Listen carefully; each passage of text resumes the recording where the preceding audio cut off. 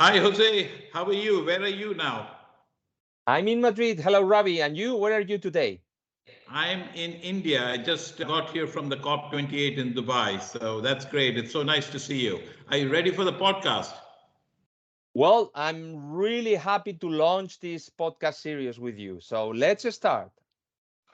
Excellent.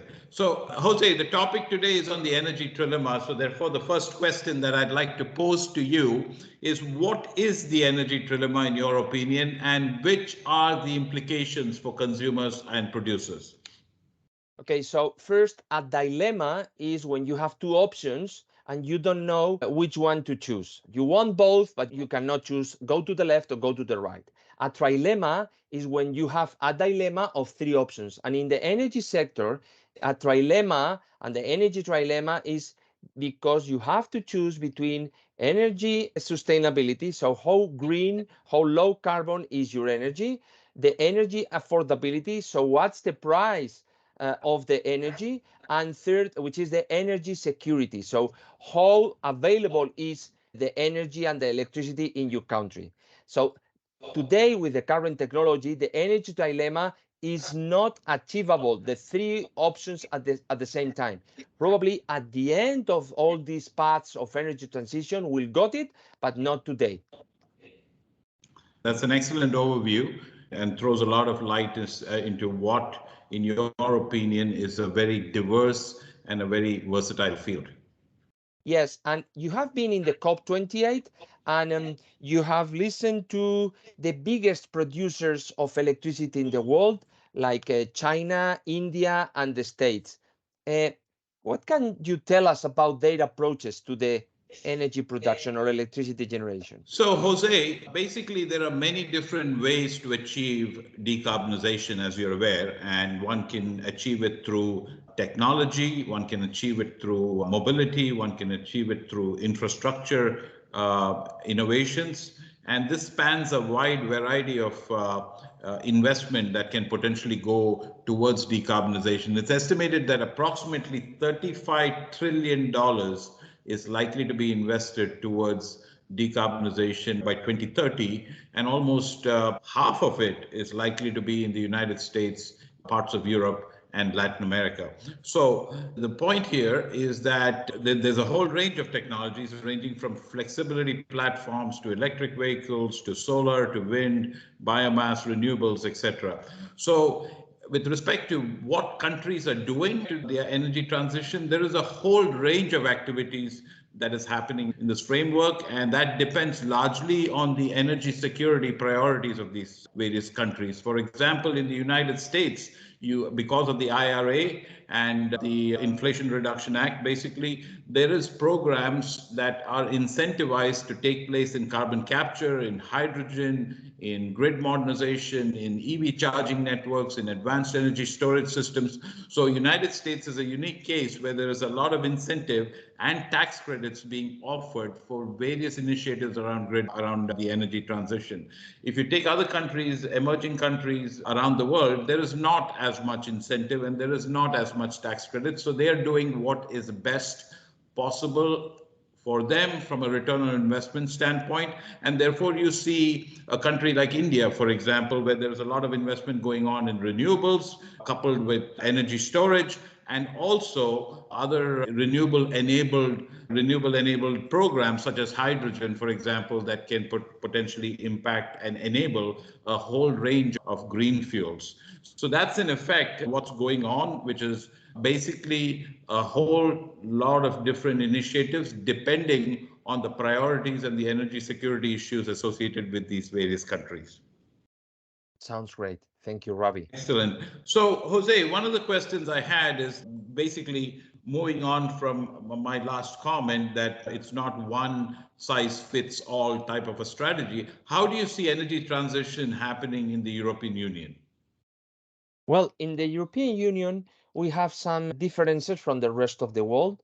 For example, in Europe, we have carbon taxes. In Europe, we have a TSO running the whole country TSOs.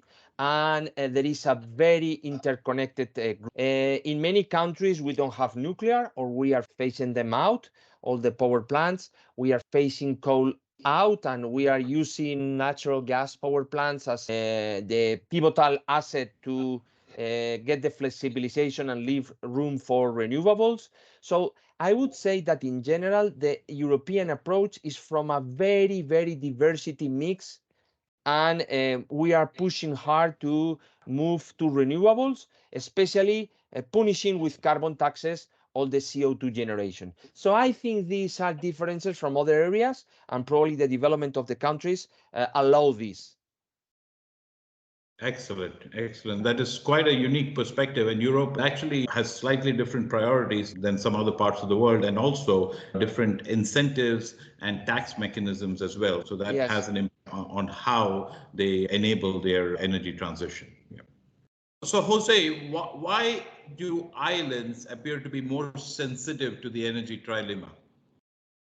Well, we have the curious fact that islands in general are more affected by climate change, such as hurricanes, storms, or the increase of the sea level, and so on. And in the other hand, they are more dependent on fossil fuels because most of the islands don't have their own energy generation. There are some islands with geothermal, there are some islands with hydropower, but most of the islands rely on fossil fuels, either diesel, coal, or gas to generate most of their electricity production. So they rely on external prices and the volatility of the prices in the market, which makes the prices in the island higher than in the continent. And second, in general, they are not interconnected with either other islands or peninsulas or even the continent nearby. So they need to be more independent in their electricity generation.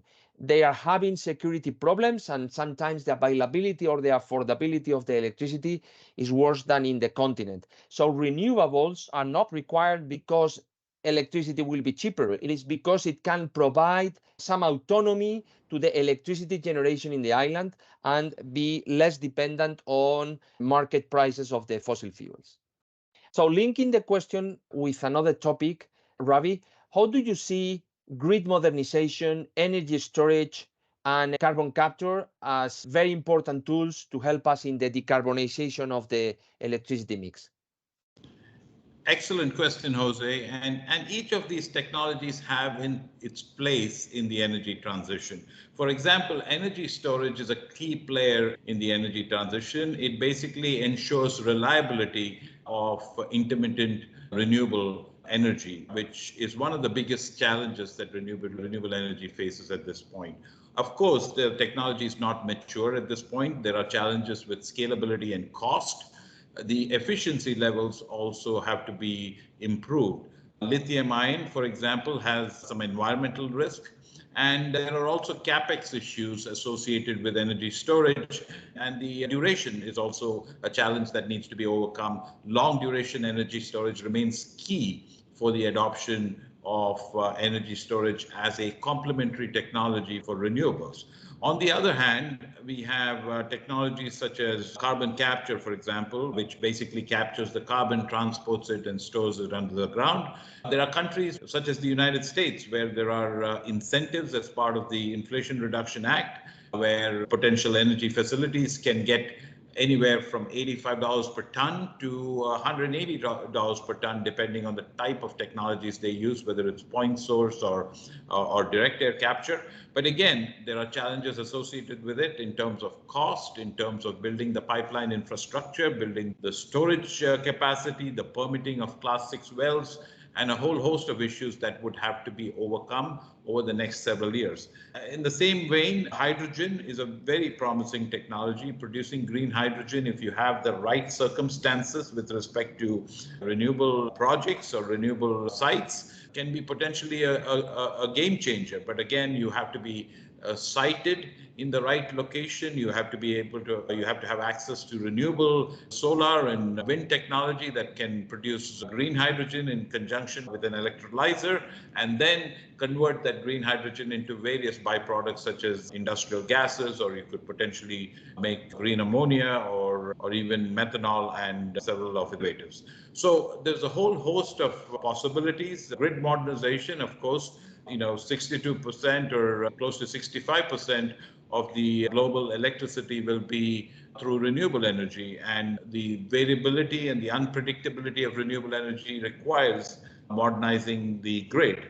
And of course, that is critical for the decarbonization of the energy sector. So modernizing the grid remains one of the biggest challenges, and also modernizing the distribution network with a range of grid software and other software solutions, AI, machine learning driven solutions, virtual power plants, distributed energy resource management systems. These are all technologies that will play its part in decarbonizing the environment. Well, thank you. Very complete answer. And last question before ending this first episode. So you just came from the COP28. Can you give us a caption, uh, a summary of all the things that happened there?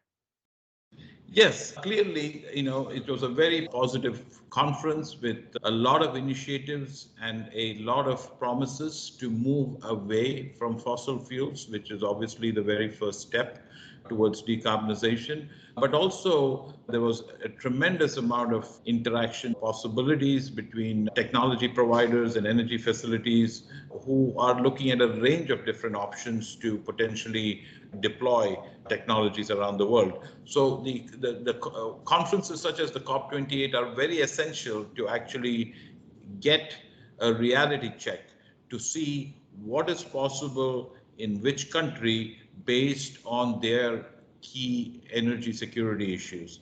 You cannot have one size fits all strategy for the entire world. Every country has its own priorities, every country has its own cost structure, every country has its own fuel availability, and conferences such as the COP28 pull all these different diverse factors into a discussion that can result in adoption of the most practical approach towards decarbonization. Thank you very much, Ravi. Well, we've reached to the end.